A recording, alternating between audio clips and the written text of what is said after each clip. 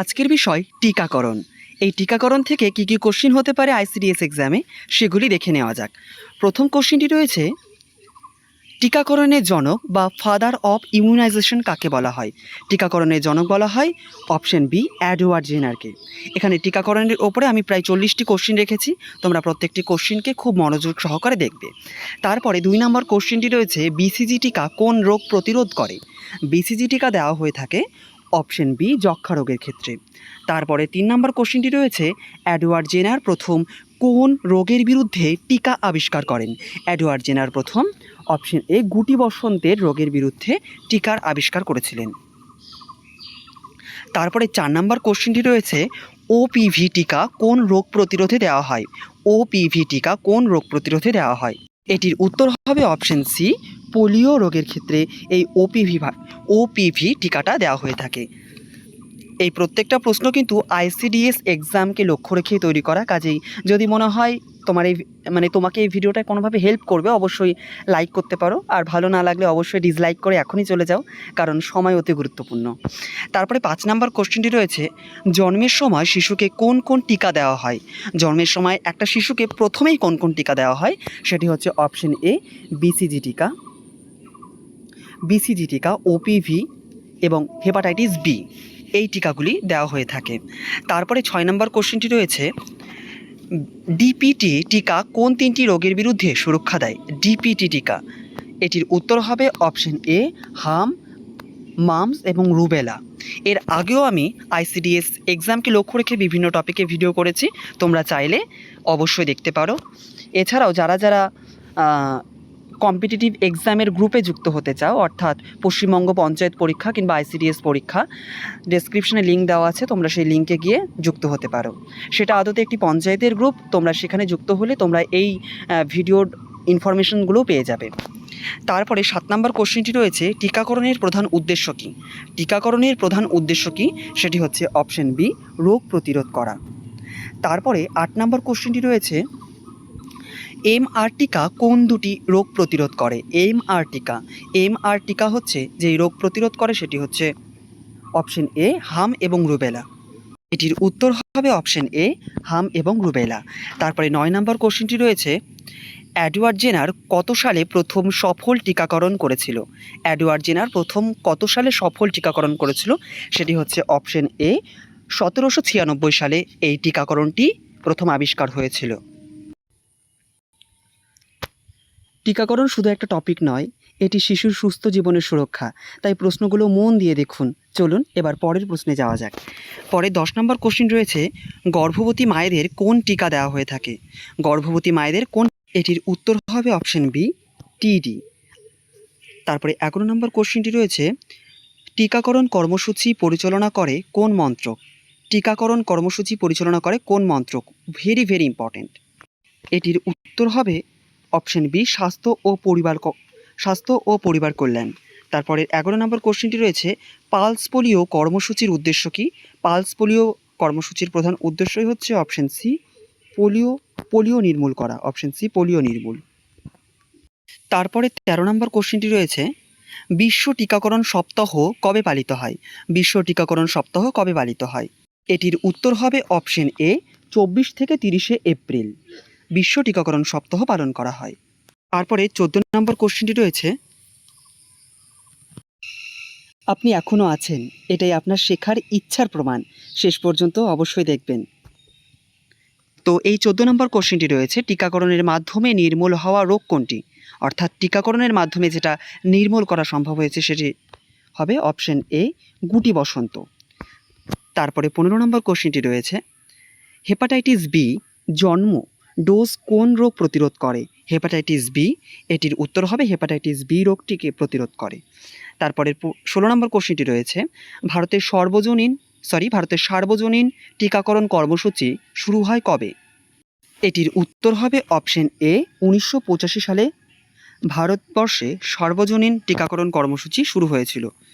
তারপরের 17 নম্বর কোশ্চেনটি রয়েছে, টিকা শরীরে কি তৈরি করে? টিকা শরীরে কি তৈরি করে? সেটি হচ্ছে অপশন এ অ্যান্টিবডি তৈরি করে। আমি সাইডে ছবিও যুক্ত করেছি, তোমরা চাইলে সেই ছবিগুলোকে দেখতে পারো, এক্ষেত্রে তথ্যটা আরও বেশি দীর্ঘদিন মনে থাকার একটা সম্ভাবনা থেকে যায়। তারপরে 18 নম্বর কোশ্চেনটি রয়েছে ওপিভি কিভাবে দেওয়া হয়? ওপিভি কিভাবে দেওয়া হয়? এটির উত্তর হবে অপশন বি, মুখে ফোঁটার মাধ্যমে, অর্থাৎ মুখে মূলত ফোঁটা হিসেবেই দেওয়া হয়। এটি পোলিও রোগ প্রতিরোধের জন্য একটি অত্যন্ত কার্যকরী এবং নিরাপদ টিকা। তারপরের কোশ্চেনটি রয়েছে 19 নম্বর কোশ্চেনটি রয়েছে গর্ভবতী মায়েদের টিডি টিকার প্রধান উদ্দেশ্য কী? গর্ভবতী মায়েদের যে টিডি টিকাটা দেওয়া হয়ে থাকে তার উদ্দেশ্য হচ্ছে অপশন এ, টিটেনাস থেকে সুরক্ষা প্রদান করা। তারপরে 20 নম্বর কোশ্চেনটি রয়েছে টিকাকরণ কার্ড কেন গুরুত্বপূর্ণ? টিকাকরণ কার্ডটা কেন গুরুত্বপূর্ণ? সেটি হচ্ছে, এটির উত্তর হবে অপশন এ, রেকর্ড সংরক্ষণের জন্য এই টিকাকরণ কার্ডটি দেওয়া হয়ে থাকে। তারপরে 21 নম্বর কোশ্চেনটি রয়েছে WHO হু এর পূর্ণরূপটি কী? হু এর পূর্ণরূপটি হচ্ছে option A, world health organization. Option A, world health organization. এই প্রশ্নগুলি প্রত্যেকটি অত্যন্ত গুরুত্বপূর্ণ, কাজে আপনি যদি এখনও পর্যন্ত ভিডিওটা দেখে চলেছেন তবে আমি অবশ্যই আপনাকে একজন সিরিয়াস অ্যাসপিরেন্ট বলে মনে করছি। কাজে ভিডিওর প্রশ্নগুলিকে আপনি যদি নোট করে করে প্র্যাকটিস করতে পারেন অবশ্যই আপনার অনেক উপকার হবে। তারপরে 22 নম্বর কোশ্চেনটি রয়েছে বিসিজি টিকা সাধারণত শরীরের কোন স্থানে দেওয়া হয়ে থাকে? এই বিসিজি টিকাটা যক্ষ্মা রোগের ক্ষেত্রে দেওয়া হয়ে থাকে। তো এই বিসিজি টিকাটা আসলে বাম হাতের ওপরের অংশে, অর্থাৎ অপশন এ এটির সঠিক উত্তর। তারপরে 23 নম্বর কোশ্চেনটি রয়েছে শিশুদের প্রথম ডিপিটি টিকা সাধারণত কত সপ্তাহ বয়সে দেওয়া হয়ে থাকে? এটির উত্তর হবে অপশন এ, 6 সপ্তাহ। এখানে যে ডিপিটি রয়েছে এই ডিপিটির পূর্ণরূপটি হচ্ছে ডিপথেরিয়া, পার্টুসিস এবং টিটেনাস। তারপরে 24 নম্বর কোশ্চেনটি রয়েছে এমআর টিকার প্রথম ডোজ সাধারণত কত মাস বয়সে দেওয়া হয়ে থাকে শিশুদের? এমআর টিকার ডোজ, এটির উত্তর হবে অপশন এ, 9 মাস থেকে 12 মাস বয়সে এটি দেওয়া হয়ে থাকে। এখানে অনেক টিকা রয়েছে যেগুলোকে আপনাদের আলাদা করে মনে রাখতে হবে। কাজে ভিডিওটা যদি একের অধিক অর্থাৎ 2 থেকে 3 বার আপনারা দেখেন তাহলে আশা করছি আপনার এখানে রিভিশন প্লাস এখানেই সম্পূর্ণটা হয়ে যাবে। এবার 25 নম্বর কোশ্চেনটি রয়েছে পালস পোলিও কর্মসূচিতে শিশুদের কি দেওয়া হয়? এর আগে আমরা কোশ্চেনটি করছি এবং এটি রিভিশন হয়ে যাচ্ছে আপনাদের। এটির উত্তর হবে অপশন বি, মুখে 2 ফোঁটা ওপিভি। ঠিক আছে, এই ওপিভির পূর্ণরূপটি রয়েছে ওরাল পোলিও ভ্যাকসিন। তারপরে 26 নম্বর কোশ্চেনটি রয়েছে টিকাকরণের ফলে শরীরে কি গড়ে ওঠে? টিকাকরণের ফলে শরীরে কি গড়ে ওঠে? সেটি হচ্ছে অপশন এ, রোগ প্রতিরোধ ক্ষমতা গড়ে ওঠে।